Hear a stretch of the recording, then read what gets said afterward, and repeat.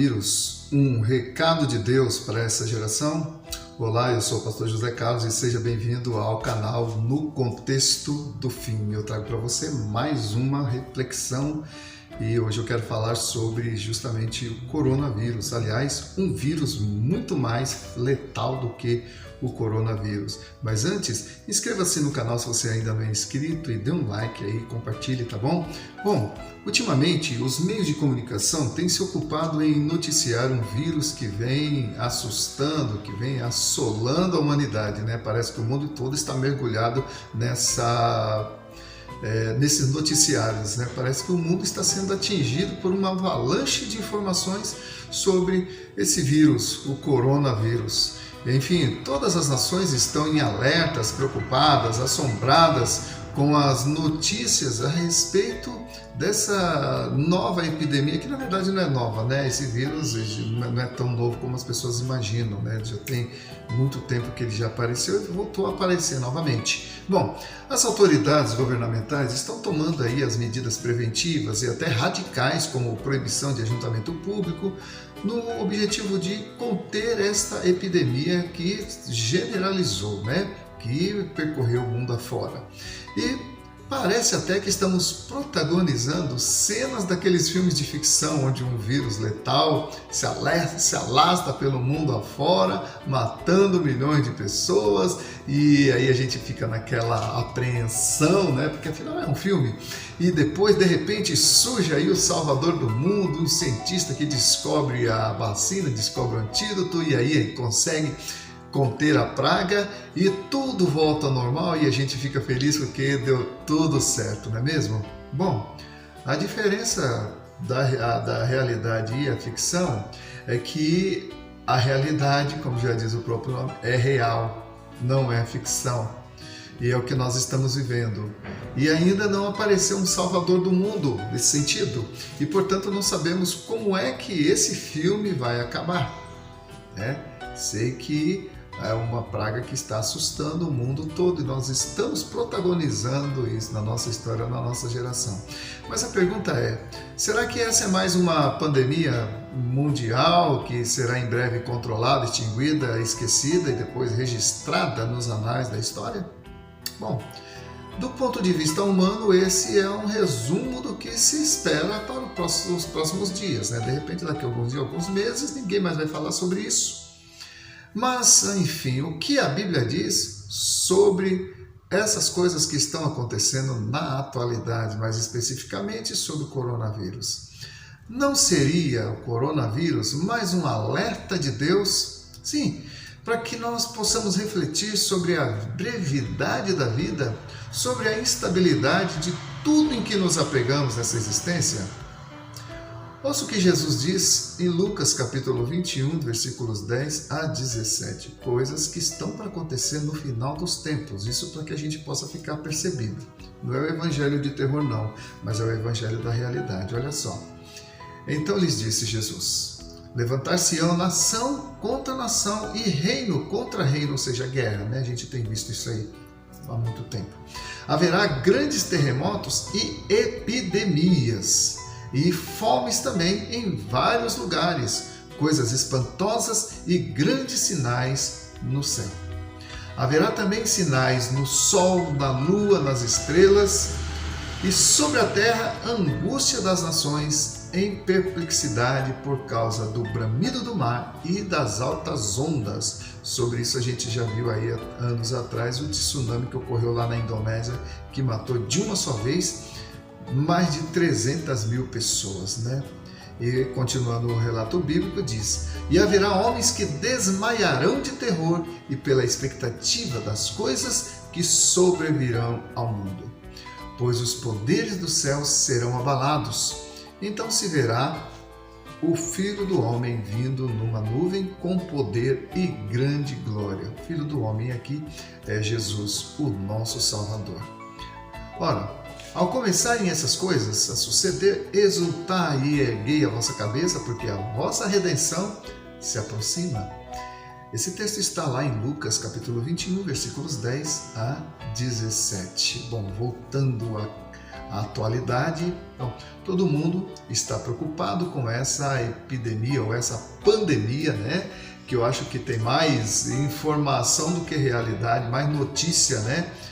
Superdimensionada do que realidade. Mas enfim, nesse afã de não ser infectado, fazem de tudo para se prevenir. Máscaras no rosto, álcool nas mãos, distância das pessoas, enfim. O comportamento e a rotina das pessoas está mudando para que não fiquem expostas a esse terrível vírus, né? As pessoas não se estão mais abraçando, não se estão mais visitando, muitas não estão nem saindo de casa e parece que a economia vai ser afetada por essa avalanche de mudança, por essa mudança de comportamento. Bom, de acordo com o relato bíblico, a epidemia é apenas um detalhe em vista das outras coisas que estão descritas no texto que eu acabei de ler, no texto bíblico que eu acabei de ler para você. Até porque tudo o que está predito será apenas resultado de uma única coisa, de um único vírus que eu vou falar sobre ele. É uma epidemia ainda pior. E é sobre ela que eu quero refletir com você de maneira um pouco mais profunda. Bom, gente, existe um vírus que tem matado muito mais do que qualquer outro vírus registrado na história. Nem a peste bubônica, a peste negra, a gripe asiática matou tanto quanto isso. Uma pandemia histórica universal que vem matando multidões ao redor do mundo. Uma pandemia sobre a qual não se faz nenhuma referência, ninguém noticia, ninguém dá um alerta, a mídia não noticia, os noticiários não falam a respeito e nas redes sociais também não se comenta, ou se fala muito pouco. E enquanto isso, milhares de pessoas estão adoecendo, milhares de pessoas estão morrendo ao redor do mundo e todos os dias há óbitos, milhares de óbitos como consequência desse vírus, uma doença que, aliás, vem assolando a humanidade e destruindo vidas, famílias, relacionamentos há muito tempo. E por causa desse vírus, no passado, muitas civilizações inteiras já foram dizimadas, foram destruídas e o vírus nunca foi contido, embora a vacina sempre estivesse disponível há muito tempo e o tempo todo e gratuitamente. E olha só, com certeza você mesmo já foi infectado por esse vírus. Você quer saber que vírus é esse? Chama-se pecado. O vírus do pecado. Esse vírus sempre esteve presente na história da humanidade, destruindo vidas, corrompendo a raça humana. E, no entanto, ninguém se importa, ninguém faz um alerta contra esse vírus. Pelo contrário, esse vírus ele é estimulado nos carnavais, ele é estimulado nas telenovelas e esse vírus ele tem também as suas facetas que eu quero citar. A fornicação, o adultério, o sexo sem compromisso, a corrupção, o engano, a mentira, tudo isso são sintomas desse vírus que inclusive é estimulado até pela mídia sem o menor complexo de culpa, sem o menor pudor, sem remorso e sem o menor respeito. E o mais agravante de tudo isso é que a disseminação desse vírus tem até o amparo legal da lei. Isso mesmo. E por conta disso, ele entra na sua casa, ele entra na minha casa, ele entra nas nossas escolas, ele entra nas nossas famílias e na nossa vida individualmente, causando um enorme prejuízo a cada um de nós e também em nossa sociedade. Os presídios que o digam, os hospitais que o digam, as clínicas de aconselhamento, de psicologia, né? Os psicólogos que o digam. Então, amados, esse vírus ele não só traz prejuízo material, mas também moral, espiritual e emocional. O vírus do pecado, querido, ele é tão letal, ele é tão nocivo, que além de matar, ainda condena o infectado a uma eternidade no inferno. No entanto, as pessoas estão cegas, não conseguem ver o caos que este vírus traz, o vírus do pecado. E assim, ninguém faz nada a respeito. Mas o coronavírus está sendo visto e divulgado como uma grande ameaça à humanidade. Uma geração que não se apercebe que o vírus do pecado mata muito mais. Enquanto a gente está preocupado com o coronavírus, procurando conter aí a disseminação desse vírus, o vírus do pecado continua matando em escala muito maior, desproporcionadamente maior. Quem sabe, querido, o coronavírus não seja uma forma de Deus chamar a nossa atenção para o perigo do vírus do pecado, que é ainda mais fatal. Ouça o que o apóstolo Tiago diz a respeito disso, do vírus do pecado. Está lá em Tiago, capítulo 1, versículos 14 e 15. Cada um é tentado pela sua própria cobiça, quando esta o atrai e o seduz. Então a cobiça, depois de haver concebido, dá à luz o pecado. E o pecado, uma vez consumado, gera a morte. Então, o pecado gera a morte. A Bíblia diz que o salário do pecado, a consequência do pecado é a morte. Mas quem é que se importa, né? É tão gostoso o pecado. Olha o que Jesus diz em João capítulo 11, versículos 25 e 26. Disse-lhe Jesus: eu sou a ressurreição e a vida. Quem crê em mim, ainda que esteja já morto, viverá. E todo aquele que vive e crê em mim, nunca morrerá eternamente. Crês nisso?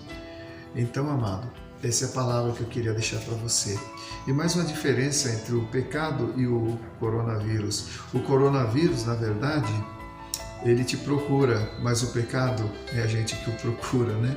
O coronavírus, ele vem ao encontro da gente, a gente foge dele, mas o pecado não. O pecado a gente muitas vezes corre para ele. E o pecado, ele é um laço de morte. Ele tem um gosto muito bom, ele tem as cores muito boas, mas o preço do pecado muitas vezes é a própria vida. Não vale a pena.